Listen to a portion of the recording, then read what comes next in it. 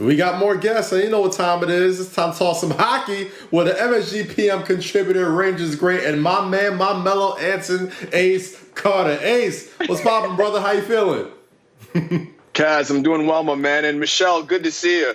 I'm just joking, Monica. I messed up last week. I called Michelle Monica, so I had to bring that same energy this week. I knew you was going to do it. I knew you was going to do it. Yo. You know what? Man. Michelle is my girl, so I don't mind it. Michelle is my girl. So Michelle was not having it. Michelle was not having it. We all good. It's good. Anyway, let's focus in. She's been killing my phone ever since. Let's focus in, Ace. Let's talk some hockey, all right? The Rangers just signed an enforcer by the name of Ryan Reaves, known all over the NHL for throwing them hands. Talk to me about Ryan Reaves and what he's going to bring to these New York Rangers. He's bringing that heat, Kaz. He's going to be like Jadakiss walking in against Dipset, okay? He's going to be ready. He's going to be focused, and he's going to bring that heat. When you guys saw that versus battle between Dipset and Locke, that's going to be Ryan Reaves coming in. And you know what? Teams aren't going to take liberties against the New York Rangers. You saw what Tom Wilson did last year. It's well documented. Ryan Reaves is a player that can fight, but more importantly, he loves to fight. And there's a difference. There's some tough guys that like to fight, and it's their job. Revo loves to fight. He loves bringing that heat, so I'm pumped to watch him wearing that red, white, and blue. All right, Anson, so we got the grit.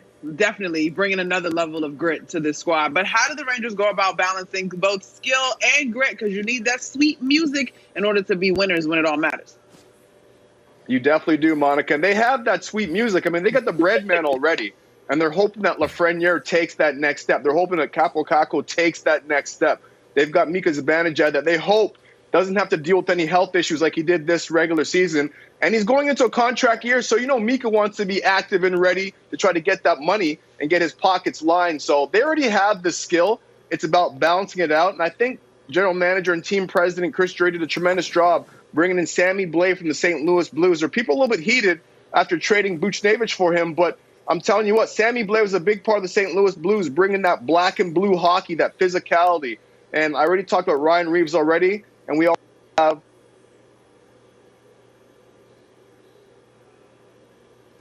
bring that heat. Here. So Ace, let's go down to I-95 a little bit and talk about the Islanders.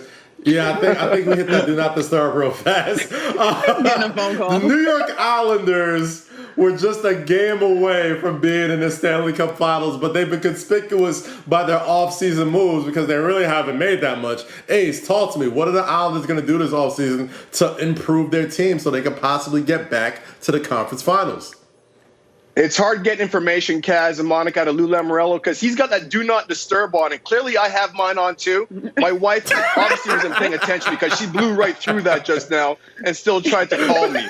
But Lou, you can't get information. It's like getting blood from a stone trying to get information from Lou Lamoriello. There's a lot of speculation out there that he has his unrestricted free agents like Cizikas already signed, but nobody really knows. Palmieri, same exact thing because Lou keeps his information tight to the vest. And there's a reason why they call him the Godfather. He's won Stanley Cups. He's done a tremendous job so far turning around the New York Islanders. So I believe in Lou, and everyone on there in Long Island will tell you, in Lou, we believe and we trust.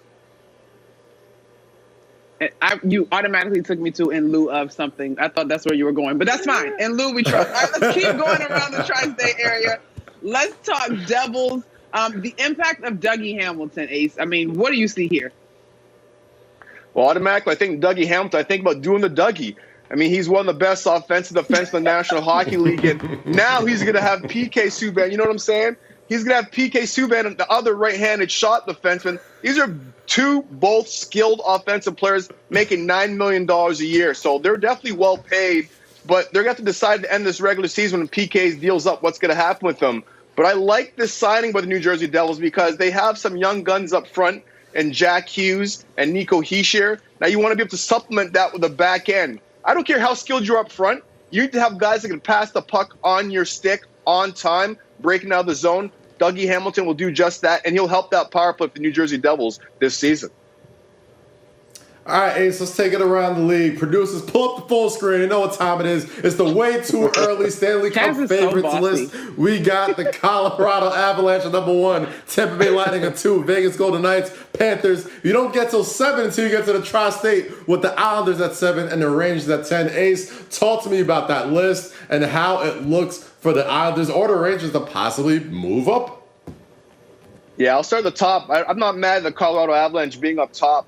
They had Darcy Kemper come in and replace Philip Grubauer. I thought it was a big loss at first, but Darcy Kemper's a top 5 netminder in the National Hockey League. Tampa Bay Lightning should be there. I don't care who they lost. They still have that core of hockey players there, starting with Nikita Kucherov, and you also have Victor Hedman, and you have Vasilevsky, the big cat, in net. So once you win a championship, until you knock that team off, they're always going to be at the top of the mountain. Now, as for the New York Rangers, I think they're going to be in the fight for the playoffs. I'm not quite sure what's going to happen because I want to see if their young players take that next step in development. But they have the talent, and Georgiev's a good goaltender, and Shesterkin's a good goaltender too. So it comes down to goaltending in the National Hockey League in today's game to determine whether or not you're a playoff team. The Islanders will always be there because their game's predicated on good, solid defense. So we know they can defend. Can they score? We will see. But I like that list so far. I'm not mad at that list one bit. All right, before I get to my question, I just want to point out that I think Big Cat is a great sports nickname. Vasilevsky and, of course, Leonard Williams with the Jets as well. I was stuck with Shesterkin. Okay, so the question is... Shesterkin is my name right there. All right, who wasn't on that list, Ace? Who's a surprise team that maybe folks aren't talking about that they should be? I think the Pittsburgh Penguins should be on that list. Whenever you've got Sidney Crosby on your team, Evgeny Malkin, he had an off year last year. I'm sure Gino, as they call him, number 71, will get better. But I like the acquisition of Jeff Carter coming from the LA Kings. Jeff Carter was money down the stretch of the Pittsburgh Penguins, and they didn't have the goaltending. Now, can they figure it out with their goaltending and have someone that can make a save? I thought Marc-Andre Fleury would get traded there from the Vegas Golden Knights. That did not happen. He ended up going to Chicago Blackhawks, and then he was threatening to sit out when I knew he was going to sit out. Like, who's going to turn down $7 million? I'm not going to.